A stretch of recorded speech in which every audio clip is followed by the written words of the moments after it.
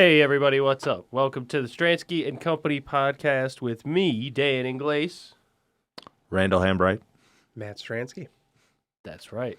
That we got that part right. We know our names. So now moving forward into the next segment of our podcast, we're talking about selling and getting into a little bit of what the market's going to look like coming into the spring and how we're trying to make sure everybody can get the most money for their house. So, Matt, you want to start out?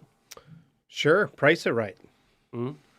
How do you do that? That's the number one thing, right? How do you do that? I mean, through the data, so to speak, right? Obviously, for us as realtors, through the multiple experiences we're having, weekly, monthly, yearly. But simply for us, I mean, yeah, as realtors, that's where we dive into, the data through the MLS. And, every 90 days, there's basically a real estate cycle. So you're looking for any changes in that. But yeah, identifying the price is going to create the activity you want. And the more buyers that come through your house, likely the better the offer. When you list, how do you price houses? Honestly. And what I mean by that, right, there's some realtors that are happy to stick the sign in the ground and through a 6-month contract, a 4-month contract, right? A lot of times, right, they're price cutting. I don't think, truthfully, right, that's the right strategy. So, me as a listing agent, yeah, I'm consultative. I've been doing it for 17 or 18 years. So when I'm giving my price, I'm completely confident in it. And then, if there's a difference of opinion, which is understandable, and in a lot of the conversations, right, especially with, Zillow and things like that, it becomes pretty easy to have, different data. But yeah, just walking them through that. And I think especially as a listing agent, that's what I get paid for. It's my expertise, and my expertise has told me over the years, right, that first 2 weeks of that home being priced appropriately or inappropriately is going to make all the difference. So I just make sure my clients are, set up from the gate. And, if it's priced right, good things will happen. What about you? Yeah, what we do is basically just look at the data. Home appraisals are done in a 90-day snapshot. So if you had a home in Royal Oak that's 3-bed, 1-bath, in a quadrant between, Maine and 12 Mile over to Crooks, north of 13, you just pull up basically what is sold there in the last 90 days. And that's what we call comps. I'm sure you've heard, it's short for comparable sales. And the data's there, You really want it to sell in that first 2 weeks. The longer a house sits, the less likely you're going to get more money. But those comps aren't good, Randy. I put $20,000 into my kitchen and the roof. Is that so? That's on there, right? That when you put that's $20,000. Well, what I'm saying, you're pulling a comparable, right? And I'm just being, advocate or devil's advocate here of like, picture you come to my listing appointment and I'm like, but my house is worth more. What do you tell me? Well, it's against the data, right? If we're comparing it against the house, it's similar. But you have a better kitchen, better bathrooms. The updates are more. Your house has more tangible things to offer to the buyer than the others were looking at. Well, then maybe it might be worth $20,000 more, right? But there's data that goes into that. That's what I think the point me and Matt are trying to make. We're not just pulling it out of air. No. You need access to the data to really be able to price it appropriately. That's why Zillow lost so much money buying houses with algorithms, saying, "Oh, a 3-bed bathroom or a 3-bed, 1 bathroom in this area goes for about this." No, how could it? Right. You have mechanicals, you have a sewer line, you have. I'm not going to list everything that goes into the value of your home because it's way more than this half-hour podcast has to give, and that's why you need a professional. And I think one thing that we do, right, uniquely, is when I show up, and it's funny, I mean, a lot of the trainings and masterminds that I've been to say to do the opposite. But I bring an iPad to every listing appointment that I have. And in that predicament there, right, hey, I upgraded this and I did that. What's nice is not only am I going to show you the data, but I'm going to walk you through the pictures of that home. And over the course of now doing it this way for about a decade, I feel that really helps people because most agents, right, are going to bring that data on paper. And that's where I think it becomes a little cumbersome, right? Because you don't know what that other house looks like. So with us, when we sit down with you, we are showing you, and it's whatever that agent did, but somewhere usually, right, 20 to 40 photos of that house. What it's allowing us to do is match those houses up. What I'm always showing my client is in the comps, in the data, a top, a middle, and a bottom, right? And those houses have distinct looks, right? So by showing them the data, it's like, hey, where does ours fall in? And then we can back that up by physically looking at the pictures of the homes, which outside of actually, visiting the home, right, is the best we can do. But and then the other part, like Randy leaned on, is a lot of it is experience, right? We service Oakland, Macomb, and Wayne County at a high level. Talk about a lot of funky pockets, right? I mean, just using Royal Oak, right? You cross over Campbell, I know instantly you lose equity, and something literally 15 feet over on the west side of Campbell is going to sell for more. So, a lot of that is experience too. But marrying those is what I think, again, sets that agent apart and ultimately puts their client in the best spot. Another thing you're not really seeing too, you're just looking at broad prices. You're not seeing the concessions that were given. Sure. You're not looking at possibly how many things had to be fixed by the person who sold it to get it to the price that they needed to get it to. Sure. You're playing with a whole net sheet from the beginning, and how that net sheet works for you is going to be a lot different laid out on paper. It's not all public record. For sure. So there's a lot missing there, and that's why you need an expert to come in and help you. Yeah. Yeah.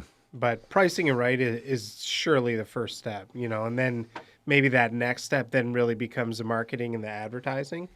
But if it's priced inappropriately, I mean, no matter how good our marketing is, it's not going to do it the justice, right? I mean, being really silly, but if you listed a car, a Pinto for $1 million, no matter the ad campaigns, everything you put behind it, likely it's not going to sell for $1 million, right? So, but then the marketing, the advertising is a big part, right? So, I think we do a good job with that. This was Elvis's Pinto.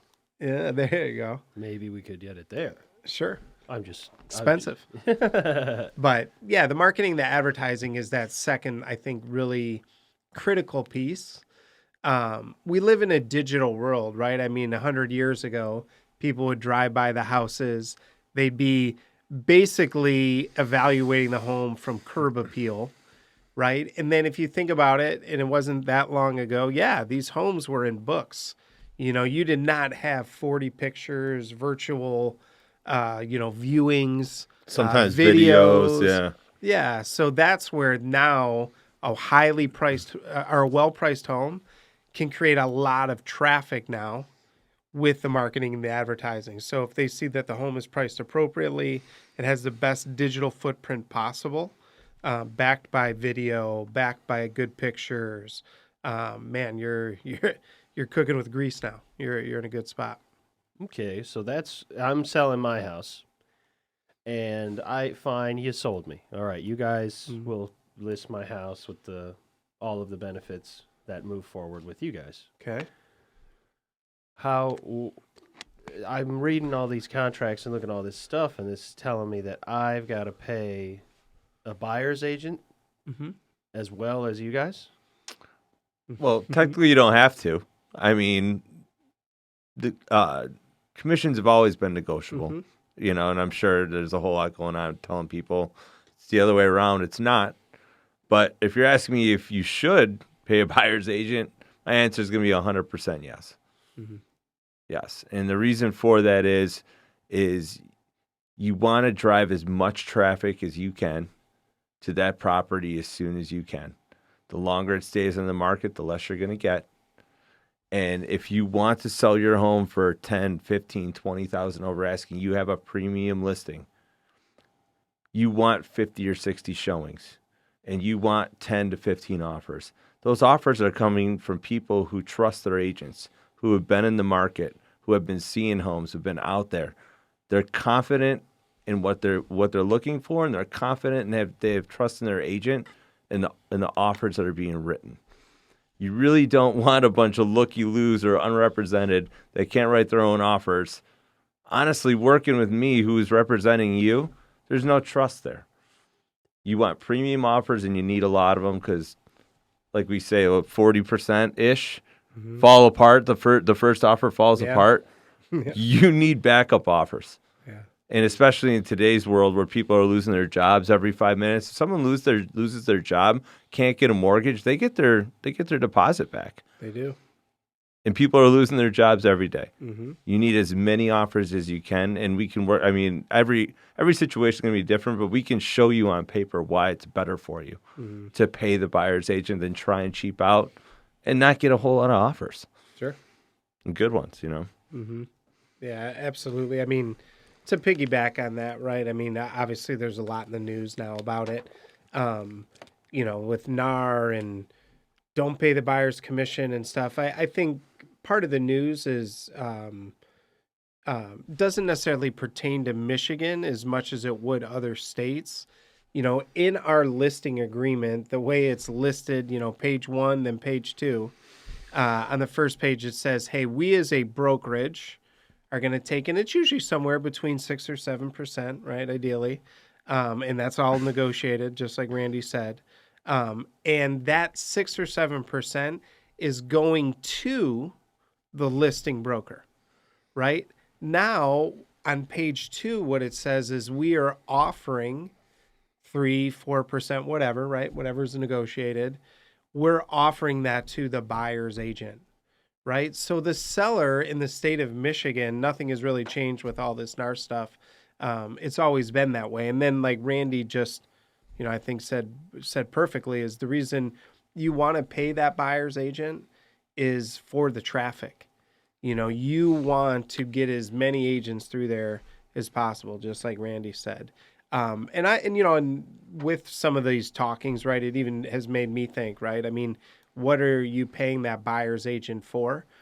Just like Randy said, the traffic, right? They have all the buyers, right? Especially like us in real estate, right? I mean, on the team, I do it all, but I think my big responsibility, right, sits on the listing side. I'm not going to have as many buyers, right? I'm going to have more listings in the pipeline. Sure, I'm going to have people that'll be a fit for your house, but it gets back to the adage of what Randy said. I mean, do we want to bank on 4 or 5 people or 50, right? So just getting as many people to it as possible. And then the commission side, $200,000 house, 3%, right, to the buyer's agent costs you $6,000, which as a consumer, I get. That sucks, right? But just like Randy said, bring more people to it, price it appropriately, market it right? Get 7 or 8 offers with 20,000 over asking, right? That's the scenario. I made 14,000 extra dollars, right? Running it that way with the help of the buyer's agent versus trying to save $6,000. So would you rather save 6 or spend 6 to make 14, right? So I think, the numbers speak to itself. Okay. What if I am unconvinced and I will be listing my own house? I had that or today. I will have my own, I'll pay you, but not a buyer's agent or whatever. Yeah, I didn't have, we were talking about it. I didn't have it today, but I had it this weekend. First guy that was pretty adamant about not listing it, with any buyer compensation. The first thing I told him, hey man, this is totally doable. This is your right. And then as a consultant, I did, and I prefaced it this way. And I said, look, at the end of the day, the buyer's commission, I don't get any of it. Right. So I am literally advocating for you to pay the buyer's agent because in my heart, in my experience, and in my gut, I know it's going to produce you more money. And then I walked him through much of what we just talked about here. And at the end of the day, he was like, no, cool. I mean, at the end of the day, I'm not here to trick anyone or push anyone and make them do anything they don't want to do. As a consultant, I laid it out. And then the truth of it is now it becomes the buyer's problem, right? I only work for the seller. It's just like Randy pointed to. Do I care about the buyer's agent? If I'm the selling agent, not really, right? My job is to get my seller the most amount of money. And if my seller feels that that's the right way to go, again, that's my fiduciary, right? So I'm just gonna roll with it. Do I think he's shooting himself in the foot? Yes. Did I explain that? Yes. And he looked me square in the eye and said, "I'll roll the dice." Okay, cool. You could always do that. It's nothing new, and let's see what happens, right? Do I think it's going to limit the amount of people that can come through, that can purchase it, especially that's probably a $700,000-800,000 house, right? And let's for the audience, let's explain why, right? Sure. Like in what you're saying, if there's no, they're gonna be able to look on the MLS right now and see there's no compensation. Mm-hmm. I know I wouldn't show the house. Sure. I'm not gonna represent somebody and do all the work it takes to sell a house for free. Sure. Is it likely that the person buying this house, how much is the listing rate? It's probably 800, so they 24,000. So yeah, is this person going to pay or have the money to pay for their buyer's agent to do it? Probably not. Mm-hmm. Right? So they're going to move on to the next house. Yep. So then who is the person who's going to buy this house? An unrepresented person that has a lawyer on retainer. They don't have a purchase agreement in hand. They don't know how to write an offer. Likely paying cash, likely going to have to negotiate. Yeah. No cash comps, or- have no data. I mean, They're going to give you a great offer. except dual Right. agency for Matt, who's not being paid to represent them and is No real interest. and no interest in them Legally. at all. Legally. I mean, I think we're painting the picture here. This is a bad situation for everybody. It is. And I think most of all, your seller, because Mm-hmm. all a buyer has to do is move to the next house. Mm-hmm. This is his biggest asset. Yep. And he thinks he's saving himself money. Yep. He's taking himself out of the game. Yeah. Totally. Yeah. Putting himself in a much different game, a game with far less players. So How does he find Yeah. buyers? Does it just put a sign in there and wait for people to call him? Does So- he call people? Yeah, Does he and just do what we and do? obviously, some uncharted water, right? I mean, as a realtor, I've never really been faced with it. Truthfully, I mean, there's always been. Is this some our first form- listing as a Yeah. company like this? Yeah. Yeah. Yeah. Yeah, which is exciting and Yeah, the and listing's crazy. great. Yeah, Yeah. I mean, I like, hey, let's see what happens, But yeah, I think it just doesn't seem to be like it's going to work out. Is it likely For that the better. I don't know that an agent will see it, see that, and know what's going on and say, okay, this guy thinks he's doing this. Well, I'm going to write an offer with my commission in and make him not take it. Sure. I mean, is that how it could go down? I think really what's going to happen. Yeah. And again, like this has already happened, in our state, on our team, right? Uh-huh. I'm going to talk to this buyer. And now I think much more adamantly, but hey, this is the buyer agreement form, right? This puts me to work for you. Mm-hmm. And then what this says here is that if there is no compensation added, or coming from the seller per se, is you got to pay me. And I think that conversation now becomes much more real. We as realtors have always been having it, but the compensation was there, right? Now on this house, there is no compensation. So really what we're going to find out is that buyer willing to pay the $24,000 in this scenario, right? Even at 2%, it's $16,000, right? I mean, that's a chunk of change. Are they going to, or like Randy said, likely probably move on to the next house. Move on to the next house. Yeah, right? So Or write an offer that puts your seller to the test. yeah. Hey, we don't have any other offers. Here's one, 15 over ask, fully guaranteed. Yeah. Great offer, but you're paying me. Sure. And make him say no to it. Yeah. And I mean, even on that note, there's been even crazier things, right? Well, the seller can offer 3% concessions. The hell's the difference? right? If it's buyer compensation. Well, that comes Or- back to how it's being reported. Yeah. Right? But Yeah. this guy's saying he's not offering Yeah, well, anything. this scenario, Right, absolutely. right. Yeah. And I love him for it. Hey, I'm not mad at him. And dude, like I told him and looking him in the eye, I work for you. Could it happen? Yeah. It could happen.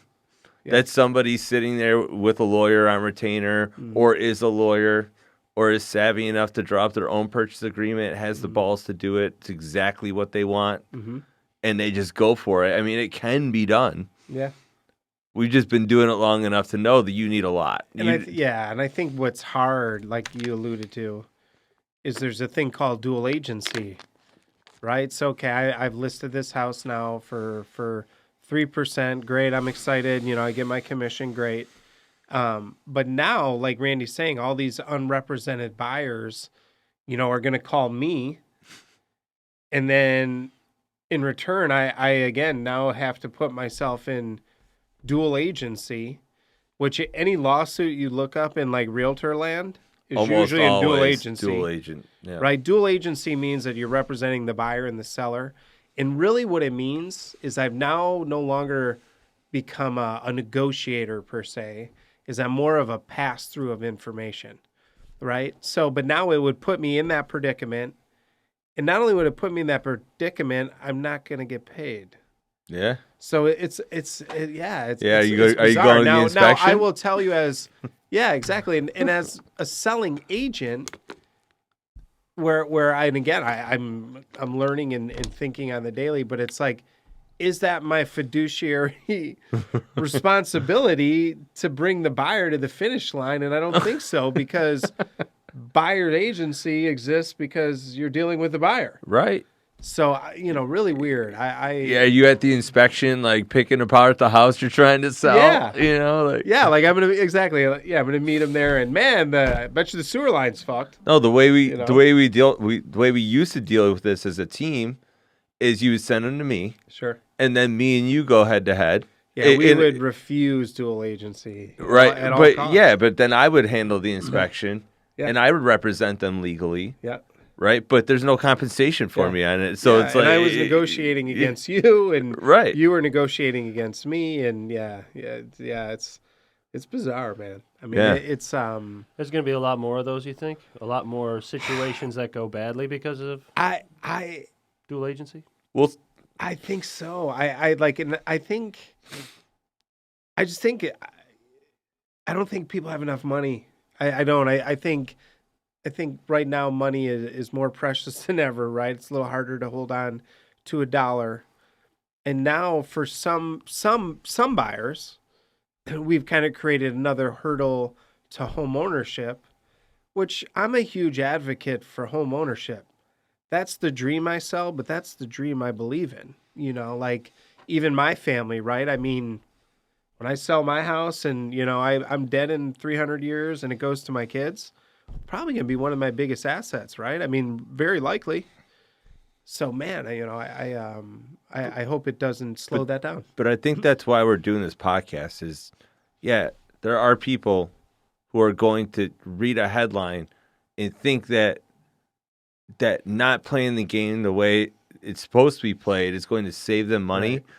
This is not going to help this guy. No. Who's selling this house. It really isn't, guys. And whoever's watching this podcast or who's ever listening, we're not saying this to protect ourselves. Mm-hmm. We know it's what's best for everybody involved, especially the sellers. Yeah. You're taking yourself out of the game, and you're limiting yourself, and you will get less for your house. Yeah, it's a fact. You're stepping over dollars to pick up pennies. It's a fact. Yeah. So don't do it. Yeah. And I think with the buyers, it's going to be interesting to see how it plays out for them, because I personally think if I had to guess that if and when these changes happen in July, I think we're going to see it quite a bit, but then what I also know through a lot of real estate deals and a lot of years of selling real estate is pain is the best teacher. And I think eventually there's going to be enough pain and enough bad stories about real estate just being a complete shit show. Yeah. of buyers falling apart, deals falling apart, this house not selling, that eventually there's money being it'll taken correct out. There's like most industries are getting more money right now, right? Yeah. Like we're all paying everybody more money, right? And everyone's saying take all this money out of this workforce that's doing all this work. How is the work going to get done? Yeah. How is it going to get done? I Do you think that there will be a loan pathway for buyers to secure a loan that includes a commission percentage based on what they're approved for? People are talking about so that. right now the issue is legally that can't be financed. Yeah. So yeah, that could be innovation, but isn't it kind of stupid?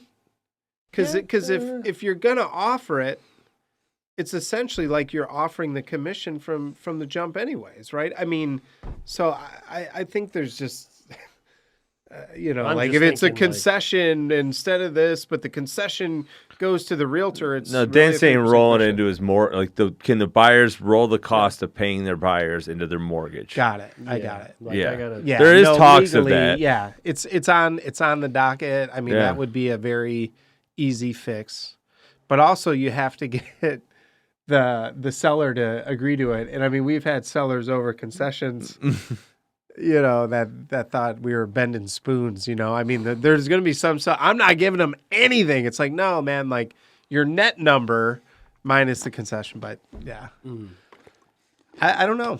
Yeah, I think they're going to have to come up with something, man. I mean, most of the houses we are selling, and especially kids your age, right, that are going to come in just like I did as a young dude. I miss those days, but yeah, I mean, I'm not going to be real cash heavy, right? Do they decrease the down payments? I don't know. Will that really matter? Or I don't know. I think there will have to be some innovation in it. The biggest one that I've heard, like I said, is the seller, offering the 3% concessions, and it's like, guys, if you're offering 3%. It is. 3%. That's just really about, but just moving the dollar. That's just really about how it's being reported, though. That's So, if you have a seller that's willing to pay the money, we can figure out how to report it, right? It's when the seller really thinks that not compensating the buyer's agent is in their best interest. That's then we really got an issue. Yeah, we do. It comes down to it's situational and it's case by case, and you need somebody to kind of walk you through what it'll all look like and kind of handle the heavy lifting. If you're gonna make a move legitimately, it's better to have somebody in your corner who can say like, yeah, these numbers look scary, but like if we get more for the house, then you're not shooting yourself in the foot. And there's things that have been rattling in my brain.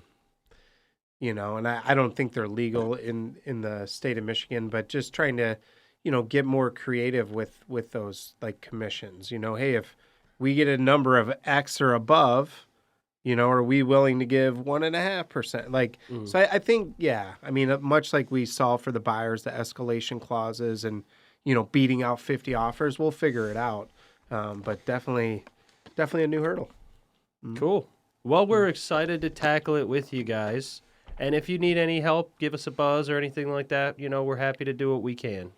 We appreciate you guys, and we'll see you next time. See you guys. See you.